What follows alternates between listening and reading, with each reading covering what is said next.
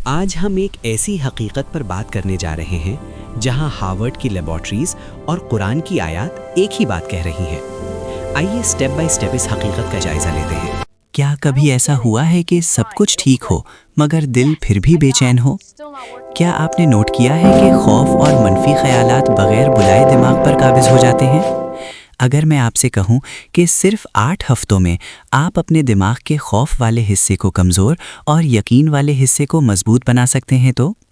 اور اگر یہی طریقہ کوئی نئی تھراپی نہیں بلکہ وہی الفاظ ہوں جو آپ برسوں سے سنتے آ رہے ہیں، تو کیا آپ جاننا نہیں چاہیں گے کہ یہ الفاظ آپ کے دماغ، دل اور اعصابی نظام کے ساتھ حقیقتاً کیا کرتے ہیں؟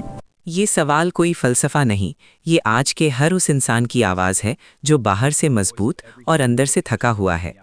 اور حیرت کی بات یہ ہے کہ جس جواب کی تلاش میں آج سائنس لیبارٹریز میں بھٹک رہی ہے، وہ جواب قرآن نے صدیوں پہلے دے دیا تھا۔ تو آئیے سٹیپ بائی سٹیپ سمجھتے ہیں کہ ذکر صرف عبادت نہیں بلکہ ایک بایولوجیکل ریسٹ سسٹم کیسے ہے۔ ذکر کیا ہے؟ اکثر ہم ذکر کو صرف الفاظ سمجھ لیتے ہیں، تسبیح کے دانے یا زبان کی تکرار، لیکن حقیقت میں ذکر انسان کے 3 حصوں کو ایک ساتھ متحرک کرتا ہے۔ زبان جب الفاظ ادا ہوتے ہیں، دل جب معنی اترتے ہیں، دماغ جب توجہ مرکوز ہوتی ہے، اور یہی وہ مقام ہے جہاں ذکر صرف ثواب نہیں بلکہ دماغی تربیت بن جاتا ہے۔ سائنس کیا کہتی ہے؟ اب آتے ہیں اصل سوال پر۔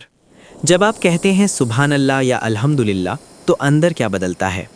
دماغ کی دوبارہ تشکیل۔ ہارورڈ میڈیکل اسکول کی تحقیق بتاتی ہے، اگر کوئی شخص روزانہ مخصوص توجہ کے ساتھ ذکر یا مراقبہ کرے تو صرف 8 ہفتوں میں دماغ کا ایمگڈلا، جو خوف اور پریشانی پیدا کرتا ہے، کمزور ہونے لگتا ہے، جبکہ ہپو کیمپس، جو سکون، یادداشت اور سیکھنے سے جڑا ہے، مضبوط ہو جاتا ہے۔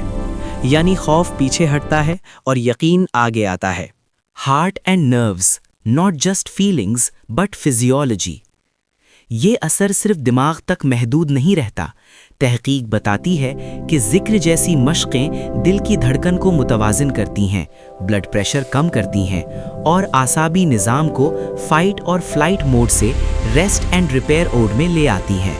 قرآن نے اسے ایک لفظ میں سمو دیا: اطمینان قلب۔ قرآن کیا کہہ رہا ہے؟ الا بذکر اللہ تطمئن القلوب۔ نہ یہ شاعری ہے، نہ جذباتی نعرہ، یہ انسانی فطرت کا قانون ہے۔ جب انسان اپنے خالق سے جڑتا ہے تو اس کا پورا نظام بیلنس میں آ جاتا ہے۔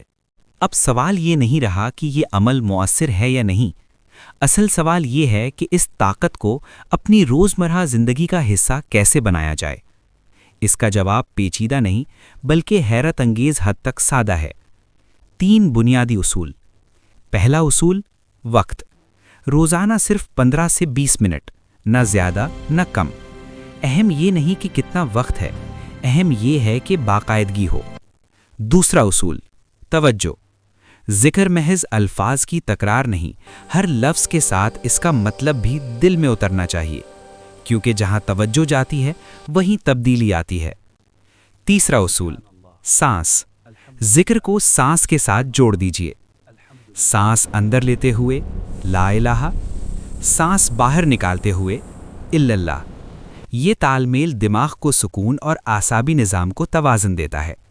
یہ صرف روحانی کیفیت نہیں، یہ آپ کے نروس سسٹم کی ری وائرنگ ہے۔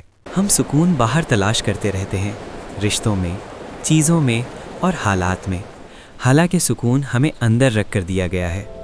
ذکر کوئی مشکل عمل نہیں، یہ انسان کی فطرت کی طرف واپسی ہے۔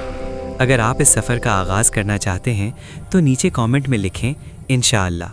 اور اگر یہ پیغام کسی ایسے شخص کے لیے مفید ہو سکتا ہے جو بے چینی یا ذہنی دباؤ سے گزر رہا ہو تو اس ویڈیو کو اس تک ضرور پہنچائیں۔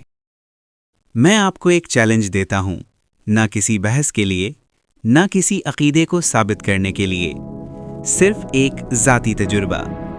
30 دن، روزانہ چند منٹ، اور اس کے بعد فیصلہ صرف اور صرف آپ کا ہوگا۔